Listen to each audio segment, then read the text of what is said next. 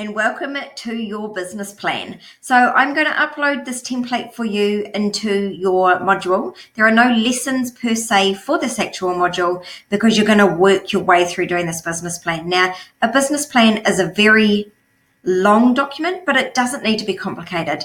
Generally, if you go to business advisors, they will create a business plan for you and anywhere between $2,000 and $6,000, but it's just not necessary. You can do all of this stuff yourself, and I want to empower you so that you know the most about your business. You know the most about your clients. You've already done all of the work. Like, you're nearly towards the end of this whole entire build your business project, and you've done amazingly. So let's get on in. You've already done a lot of this work.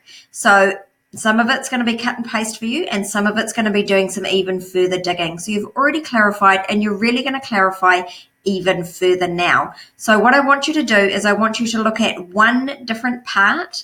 Let's say you do 2 parts a week. So on a Monday night and a Wednesday night, you might sit down for half an hour, and complete another section. That's the best way to get through this. Trying to do it in all one lump, it will take you at least a day, probably multiple days, because you need to go away and do some research and come back. So this is your business plan and vision building template. You might use this template to clarify things in your mind. You might use it to share with marketing people so that they understand what you want. You might share it with a bank to secure a business loan, but mostly it's great for clarifying yourself. Okay, so there are a few ways that you can use this. You can work through it with me if we were coaching, but I'm going to coach you now on this video. So let's get going. Just delete anything you don't like. I just put that there because I wanted to encourage you. This is your contents page, and basically what you're going to do is you're going to flesh out all of these parts. So you're going to just go in and type straight into this document. So this is a Word document. You're going to need to go in and save your own copy of it because it is live. If you go in and start typing here, everyone's going to see what you're typing. So please go and save your own version of this. So your overarching goal, insert your big goal here. You already know what your goal is, right? So you've set a goal for your business, but you've also set a strategic annual plan, and the annual strategic plan is what I'd put here. Your actual overarching goal, like the one where you say, I feel amazing and fantastic now that I am serving 10 women a week and making $20,000 a month by December 22nd. That's really your personal goal that you write on your mirror. More what you would write in here is not so personal because it might be used for public consumption. You would put your strategic goal here. So your strategic goal might be that you are going to launch, so for me, launch my Fempowered Empire Building Program and my LinkedIn Mastermind, and up my one-on-one coaching to be 7 amazing fempreneurs every week with a goal of making $365,000 annually. So put whatever your actual strategic plan is there, the outcome of your strategic plan, not the actual quarterly goals. Then your driving force. You're going to insert your big why here. So your big why, you already have it, right? Remember, we did it right back in module 1. We put what you actually stand for and why you're doing this. That's what you'd insert here. Why it's important to you. So for example, for me, it's important that I help females to actually show up and do business bravely, because I know that they have skills that the whole world needs. And if they don't do that, then the whole world is actually going to suffer. The second layer down from that is that if they don't, then their children and the next generation see that life sucks and that you can't truly succeed and that you can't do business your way and life is so painful that you have to whine and Netflix every night. Then they don't want to be around here either. So it actually has a multi-layered effect. Don't be afraid to really put what it is, even though it is personal. Really do that, because if a marketer picks this up and looks at this, they're going to go, oh, I really get who you're going for. I get your target market. I get the feel. Or someone might say, actually, I don't believe in what you're saying. I don't get your vibe at all. Then they're not the person that you want to market your business. So the more brave and honest you are in here, the better this document is going to serve you. How are you going to change the world? I'm going to change the world by empowering fempreneurs to show up bravely in their businesses. And the way that I'm going to do that is it's different because I work on mindset and on strategy as well as systems. I combine them all together, and I don't just tell people what to do. I show them how to do it give them the mindset and the belief that they can, and then give them the underlying structures that will take them through to success. So help somebody to understand kind of the way that you work when you change the world, why you have enough passion to see it through. Here you would put your story. So for me, I used to be very in tune with myself and my inner purpose and my inner messages. And then I had children and I kind of lost myself and I got lost in the corporate world and I lost my voice, and it was horrible. I didn't really want to be alive, if I'm honest. My relationship started to degrade. Listen to me talking when the emotion comes out.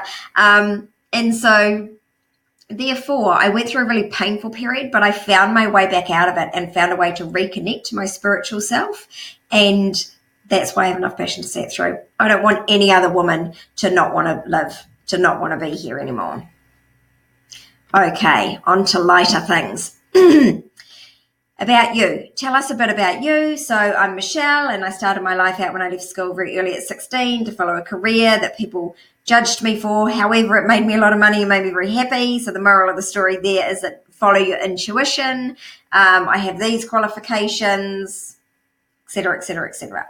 List the support you have in place. This is important. If you're going to a bank, they want to know what you have to support you. So you have a coach, you have your family, you have a business mentor. What support do you actually have in place there?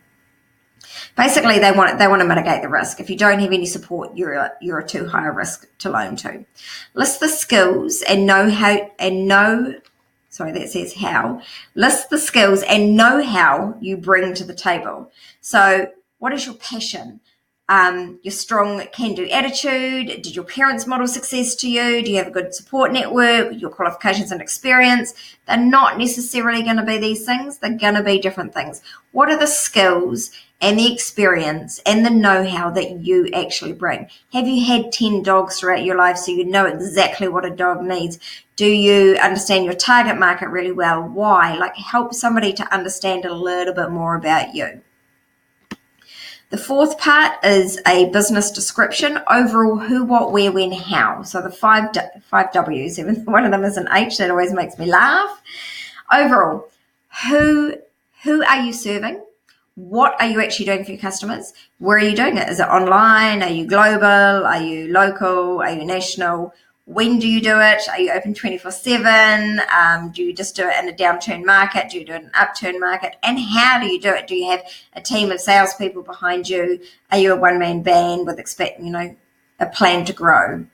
Share your vision for the future. What does your business look like in 1 year, 2 years, 5 years, 10 years?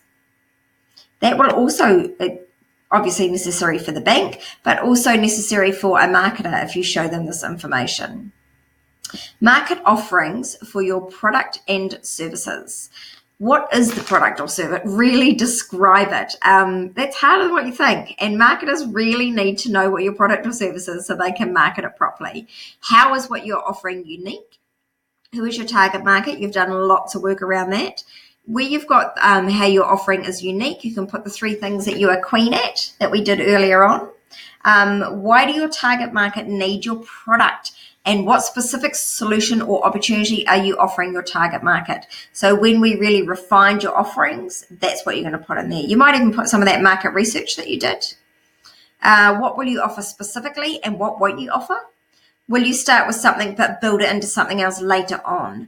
Will you add different products over time? Like, give them a real world view of where you're going. Defining your target market. Where are your target markets? You want to insert your client avatar here. Who is your dream client, your detailed client avatar, who you work with, who you won't work with, and why you want to serve the tribe. The more detail you can give about your target market, the easier you will be able to get contractors and marketers and other people to actually help you, because you're going to start reaching a point in your business, especially if you've nailed everything up until now, you're going to start reaching a point in your business where you actually just can't work alone anymore.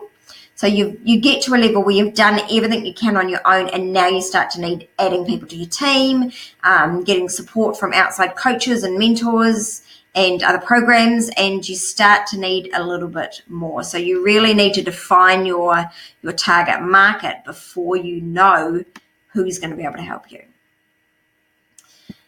Business environment analysis. This is where it gets a little bit boring and corporate, but this is actually really necessary. And you're going to love this. Once you actually start doing it, you're going to redefine your whole business again. It's going to, you've done so much already, you've come so far, but this next level is just next level shit, really. Like, this is the real pro stuff.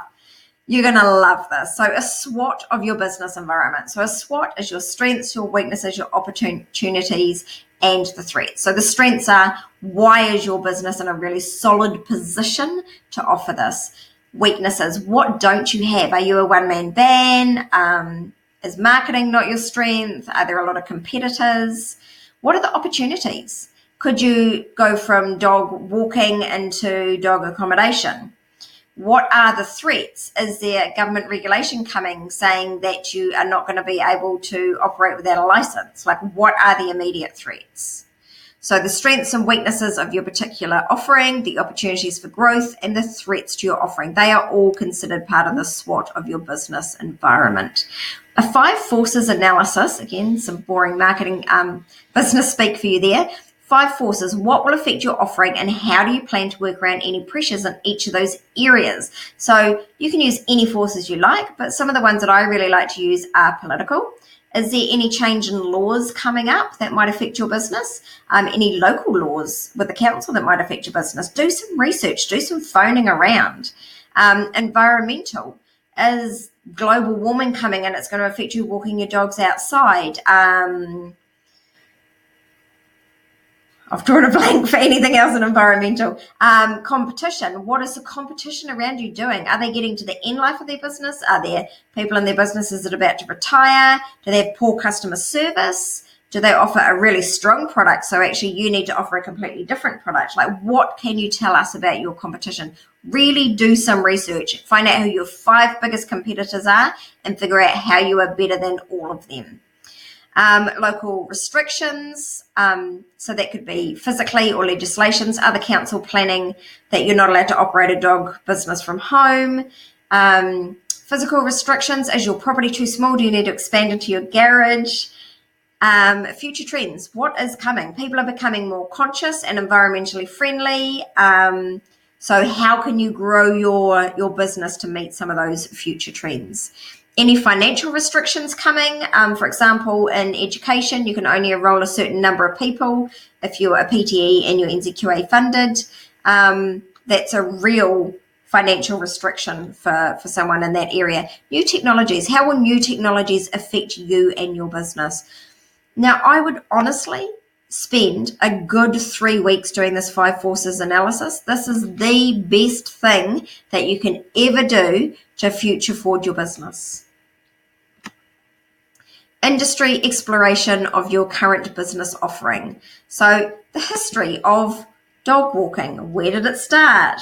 At what stage of development is it? How much further do you think it's going to morph into? What current offerings are out there? What are the gaps in the market that you've noticed? What are the current and the future needs? What are the likely trends? This is more stuff that you're making up here. So that's a real exploration. Competitor analysis. Who else is out there offering what you're offering? Is there room for more? Can you be different? What are they doing that's working? How could you do what they're doing but make it work better? How can you notice their gaps and really get in there? So the competitor analysis is really important. A bank will not give you a loan if you have not analyzed your competitors. Marketing plan. Whoop, whoop. That's the fun bit. Now, I have added a bonus for you to the Build Your Business project, and it's actually module I think I've put it as module 9. I can't remember what it is. It wasn't supposed to be a part of your program, but I decided that you needed that module, but this is the starting point for you. Okay, so marketing plan. Who are you targeting? Where do those people hang out? How will you reach those people? What social media platforms are they on? Who's going to run the promotions, you or another company? How much will you spend? What particular campaigns will you run? Will there be any themes to it? What do you need to set up for social media accounts and which ones? What about flyers, business cards, joining groups, other advertising, networking? What are you planning for? Well, why will what you are planning for marketing actually work? Have you seen someone else do it? Do you know that your tribe will really like it? How do you know it's actually going to work? And here I've suggested that you use a spreadsheet for planning your marketing, and you can just do it with January, February, etc. along horizontally, and then you can plan your different promotions. So Facebook, Instagram, YouTube, live events, or whatever you're planning on doing, and have something different that you plan for each month. And I would plan themes like around Christmas, around Valentine's, or whatever you feel. Business launch. When are you going to launch this new business? So you've been working on your business. You've created a grand new business. It's time to launch this baby. What are you going to do to create some noise around this new business that you've created and refined? What's the date of the launch? Who, what, where, when? How will you promote it? What marketing do you have underway for it? What products will you need ready to go? And what systems do you need ready to go? Once you've launched your business and really gone out there, you need to be ready to go. Operations plan. What area of business do you need staffing in? What staff will you need in the future? Which position? How will you hire people? Will you outsource? Will you contract? Will you employ? A whole host of questions here for you to look at. When you start getting to your stage in business, you need to start thinking about some future things as well. So what about if your suppliers aren't available in the future? What are your backup plans? What systems do you need in place for health and safety and any government reporting needs? What professionals do you need on board with you now that you're a serious business? Accountant, lawyer? And then your management plan. How will you manage growth in your business? You will get to a point where you will get too busy to do everything yourself. What is your succession plan and what staff do you actually need? Financial plan. I suggest that you have a financial spreadsheet with different tabs for this. Again, I've actually done a module for you on how I deal with my financial tracking, so I think that will be the most helpful thing. But here you do need to provide some information if you are going for a loan to the bank. And if you're not, this is still a good idea to do. Like if you don't have your eye on the ball with the finances, then how do you know where you're going? So what will it cost to set up your business, including the fixed and the variable costs? So a fixed cost is something that's fixed. So your rent, paying your staff is a fixed cost if they're on a set wage.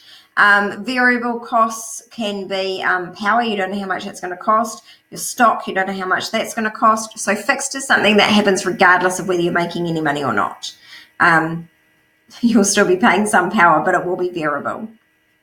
If you wonder what it is, then if you just Google fixed and variable costs, it'll come up with a great list for you.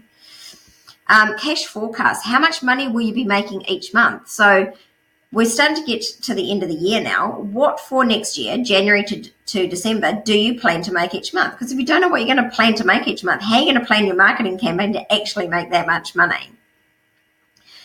What is the cost of your supplies and the cost of delivering your product or your service? What are your expected margins and how will that grow over time? Who is your accountant and what financial things do you need to learn? This is for you. This part is actually for you. You need an accountant. There is no point in trying to do your accounts on your own. If you need a good accountant, ask me. I'm always happy to recommend people that are really reasonable and that get businesses like ours. And what do you need to know about your finances? Like have a really good think, maybe journal around it. What do you know about your finances? What would you like to know about your finances? Where are your gaps? Health and safety, yawn, I'm so sorry, but this has to be in here. Are there any laws that you need to abide by? What about operating in other countries? Would there be different legal requirements and health and safety requirements? Are there any restrictions or reporting requirements for your industry? What do you need to consider regarding health and safety and other laws in this country and others? Yeah, that's not going to be any fun, but it has to be done. Especially these days, and again, I've actually done a model on a module, not on health and safety, because that's a whole nother kettle of fish. You need to, if you have staff and if you are dealing with other people and the public, you need to go and approach a health and safety company. It is no longer safe to do it on your own. And as far as legal requirements, when you are the owner of a business, you need something called director's insurance. So you are directly responsible for health and safety and outcomes in your business these days. After the whole Pike River mining thing, things have changed a lot. It's not something you want to muck around with. But I have done a module for you that covers legal requirements. So we'll talk a little bit more about that then. Recognizing success. How will you measure your progress? What does doing amazingly look like to you? And what are the 3 key indicators for that? What are your KPIs? What are your key performance indicators? How will you know when you've made it? What will that look and feel like? How will you celebrate that success? And how will you know if you are off track? How do you actually plan to measure your results? Because if you don't measure your results, you get very easily off track without even knowing it. Exit strategy. How long do you plan to run the business for? Will you eventually sell it? Will your children eventually run it? What will you do? How will you wind up the business if it is not working? What are the considerations that you would need to take? Would you need to make the staff redundant? Would you need to close down bank accounts? Like, what would it actually take? And the reason you want an exit strategy is if things all turn to shit, and imagine that you found out you had a fatal illness next week and your business was up and pumping. What is your exit strategy? What is your succession plan? Who is going to step in and run that? And if that's not possible, what do you have to do to wind it down? Because your brain's going to be elsewhere, right? Then you can give someone else your exit strategy and they can undertake it for you. Lucky last. I know there's 18 parts. It's really mean to me, isn't it? But trust me, you're a serious business guru now. This is what you need. Outline your plan for your next best steps. What do you still have to do to set up this business properly? Make a monthly plan showing what will be completed and when you will have it done by. That's your plan. And yay, that's a whole nother section. I'm aware that this might take you probably a full month to get through. And if that does, it's fine. Just take your time and know that you're doing everything properly. It is well worth doing everything properly. I'll see you in the next module. Ciao.